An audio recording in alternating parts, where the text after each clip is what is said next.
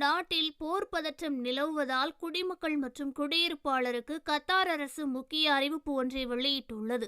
அதன்படி கத்தாரில் உள்ள தனியார் துறையினர் வீட்டிலிருந்து பணிபுரியும் உத்தரவை கத்தார் அரசு வெளியிட்டுள்ளது.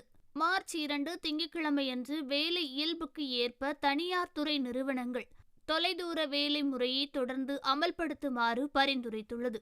இது குறித்து கத்தார் அரசு வெளியிட்டுள்ள அறிவிப்பின்படி மார்ச் 2 திங்கட்கிழமையன்று வேலை இயல்புக்கு ஏற்றவாறு தனியார் துறை நிறுவனங்கள் தொலைதூர வேலை முறையை தொடர்ந்து அமல்படுத்துமாறு பரிந்துரைத்துள்ளது.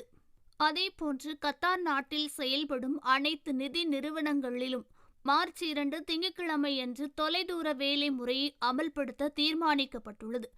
மேலும் வேலைக்காக கட்டாயமாக அலுவலகத்தில் நேரில் இருக்க வேண்டிய பணியாளர்களை சம்பந்தப்பட்ட நிதி நிறுவனங்களை தீர்மானிக்க வேண்டும் என்றும் கூறியுள்ளது.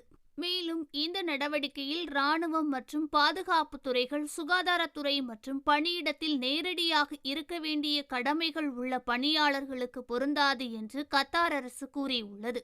தற்போதைய சூழ்நிலையை கருத்தில் கொண்டு இந்த நடவடிக்கை பொதுமக்களின் பாதுகாப்பை உறுதி செய்யவும் பணியிடத்தில் நிலைத்தன்மையை பராமரிப்பை நோக்கமாக கொண்டு இந்த முடிவு எடுக்கப்பட்டுள்ளதாக கூறப்படுகிறது. மேலும் கத்தார் அரசு நாடு முழுவதும் உள்ள அனைத்து வகை மற்றும் அளவிலா ட்ரோன்களின் பயன்பாடு, இயக்கம் அல்லது பறக்க விடுதல் ஆகியவற்றிற்கு அடுத்து அறிவிப்பு வரும் வரை தடை விதித்துள்ளது.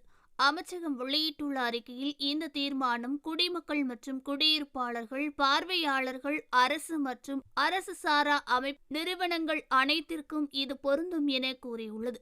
மேலும் இத்தகைய ட்ரோன்களை பயன்படுத்துதல், இயக்க முயற்சித்தல் அல்லது அதற்கு உதவுதல் ஆகியவை சட்ட மீறலாக கருதப்படும் என்றும் நடைமுறையில் உள்ள சட்டங்களின்படி தேவையான சட்ட நடவடிக்கைகள் எடுக்கப்படும் என அமைச்சகம் எச்சரித்துள்ளது. அதே நேரத்தில் பொதுமக்கள் வீட்டிலே தங்கியிருந்து அவசியமான சூழ்நிலைகளில் மட்டுமே வெளியே செல்லவும், பொதுமக்கள் தங்கள் பாதுகாப்பை உறுதிப்படுத்த அதிகாரிகள் வழங்கும் உத்தியோகபூர்வ அறிவுறுத்தல்களை கடைபிடிக்க வேண்டும் என கத்தார் அமைச்சகம் கேட்டுக்கொண்டுள்ளது.